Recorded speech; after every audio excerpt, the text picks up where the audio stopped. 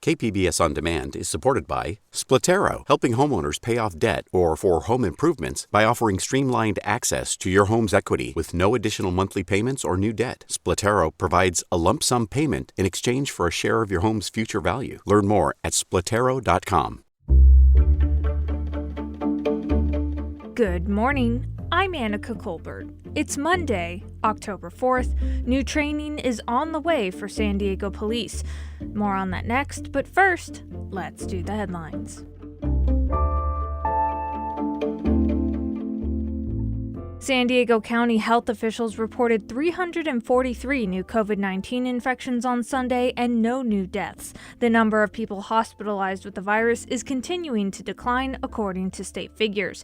Booster shots of the Pfizer vaccine for those who are eligible are now available at about 400 locations countywide. A large oil spill in Orange County over the weekend is not expected to reach the San Diego coastline. That's according to the National Weather Service. The oil slick affected Huntington and Newport Beach areas with roughly 126,000 gallons spilled from an offshore oil rig. It caused major ecological damage, and officials closed the Huntington Beach area to people.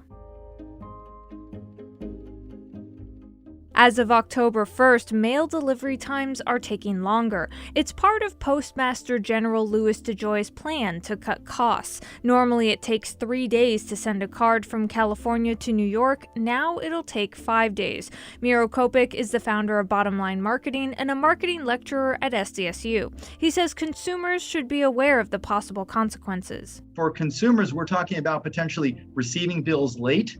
And so if there's late delivery of bills, you might incur a late fee. It means that your checks might come later than you'd like. Around 40% of first-class mail will have impacted standard delivery time. From KPBS, you're listening to San Diego News Now. Stay with me for more of the local news you need.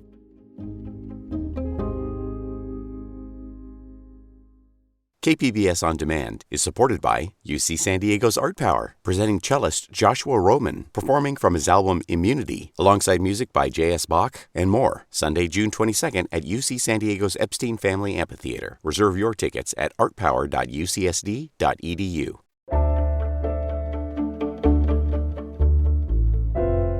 Changes are coming to local police departments after 2 new laws were signed last week by Governor Newsom.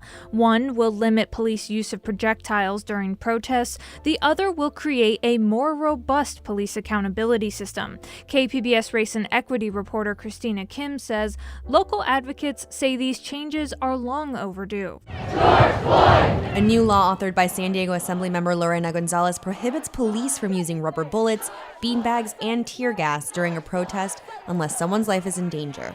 It will take effect at the end of the year. Khalid Alexander is founder of Pillars of the Community, a local nonprofit that's been advocating for police reform for years. He's relieved to see the new law after a nearly replica bill failed to pass last year. There are very few kind of laws that I think go far enough. Having said that, I think it's important that we celebrate all of the steps, no matter how small and how incremental they are. The law also requires more training for police on how and when to use lethal weapons. That's badly needed, says Travis Norton, a police use of force trainer. It's not okay just to go out to the range and fire off a couple of impact munitions and call it a day and say that that's a great training program.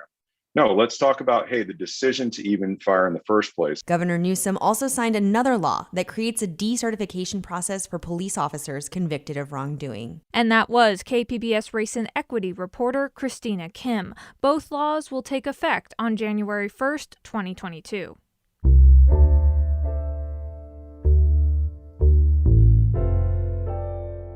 Another new law from the state government, reforms to California's conservator-ships, was also signed into law by Governor Newsom last week. This follows the fight by Britney Spears to take control over her estate from her father. KPBS editor Thomas Fudge has more. The new law comes as a Los Angeles judge suspended Spears' father, Jamie Spears, from the conservatorship that has controlled the singer's career and financial decisions for 13 years. The bill signed by Governor Newsom requires conservators who oversee an estate valued at more than $1 million to register as a professional. The new law also creates a civil penalty of up to $50,000 if a court finds a conservator has not acted in the best interest of the client.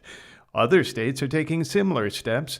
New Mexico created an independent review process to oversee conservator-ships, and Oregon is ensuring that anyone placed under a guardian gets free legal help. And that was KPBS editor Thomas Fudge.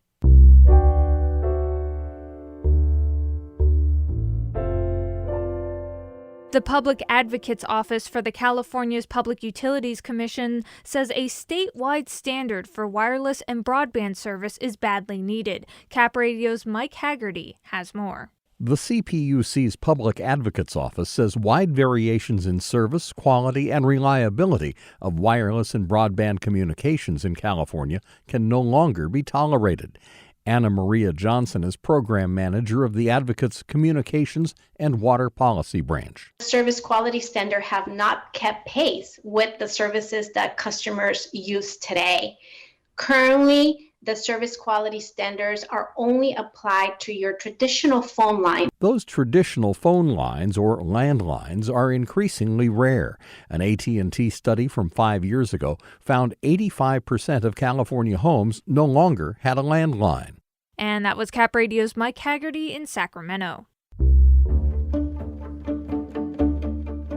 Coming up, Marines arrive home on Sunday from a difficult and deadly deployment to Kabul, and a new survey finds that Black, Latino, and Asian military service members feel unwelcome off base. Many are advocating for more vocal inclusion efforts. We'll have those two stories next, just after the break.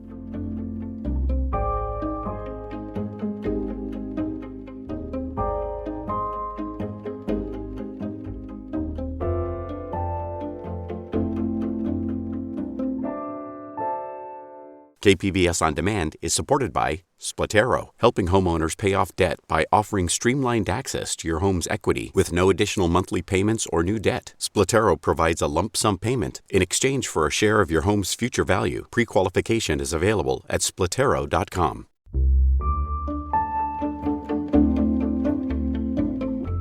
Waves of Marines are coming home to Camp Pendleton after a harrowing deployment defending the airport in Kabul. KPBS military reporter Steve Walsh was at one family reunion. 281 Marines from the 2nd Battalion, 1st Marine Division arrived Sunday to a hero's welcome, part of 1,000 Pendleton Marines sent to Kabul in August. Over the last couple of weeks, parts of the unit have been filtering back to Southern California from the Middle East after leaving Kabul at the end of August. The battalion lost 9 Marines along with a Navy corpsman assigned to the unit during an attack outside the airport, making them among the last Americans killed in the 20-year-long war in Afghanistan. Another 15 Marines were being treated at Walter Reed Medical Center. 2 Marines are still hospitalized. The entire unit originally deployed in April.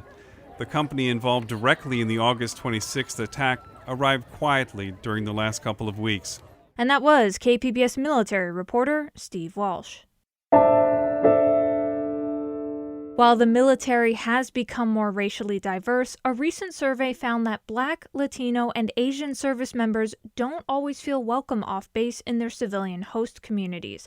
Desiree Diorio reports for the American Homefront Project. The Association of Defense Communities conducted the survey, asking service members and their families what they think about the towns and cities they call home, outside the gate.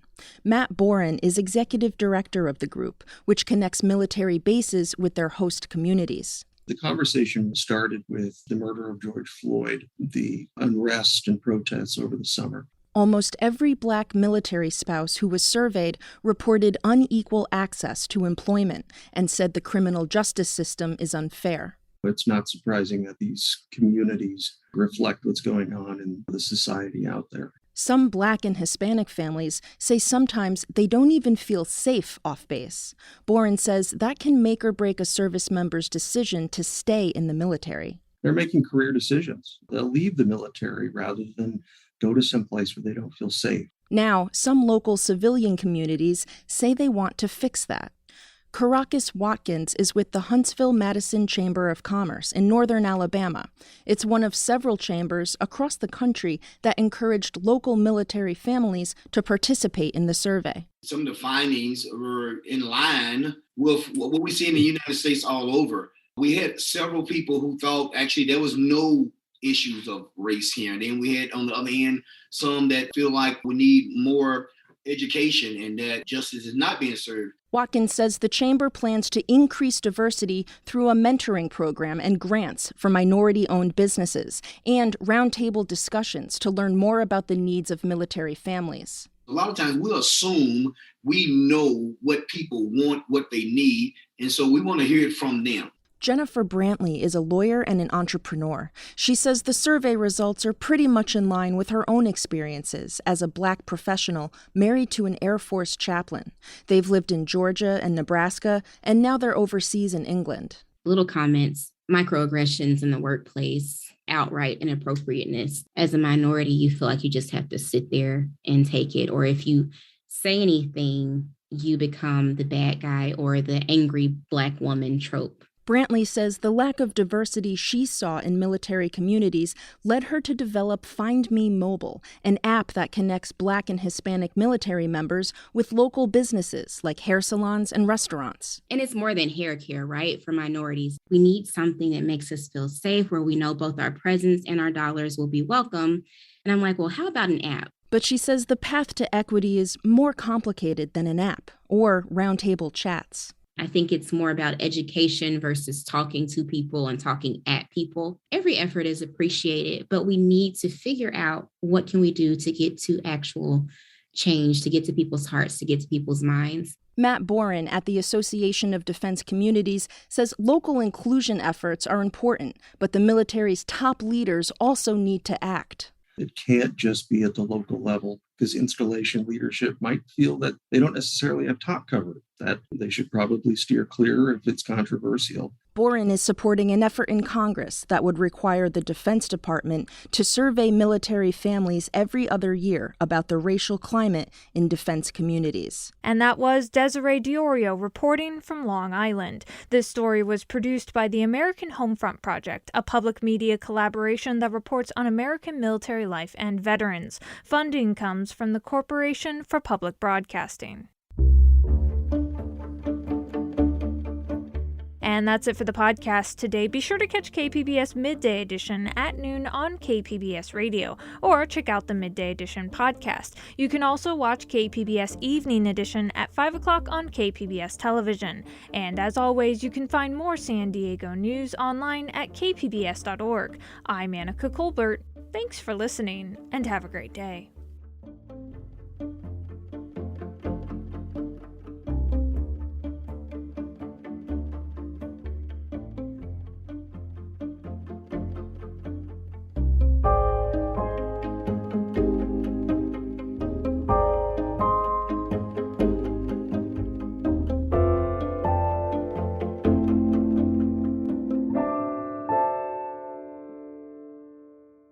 KPBS On Demand is supported by UC San Diego's Art Power, presenting cellist Joshua Roman, performing from his album Immunity, alongside music by J.S. Bach and more. Sunday, June 22nd at UC San Diego's Epstein Family Amphitheater. Reserve your tickets at artpower.ucsd.edu.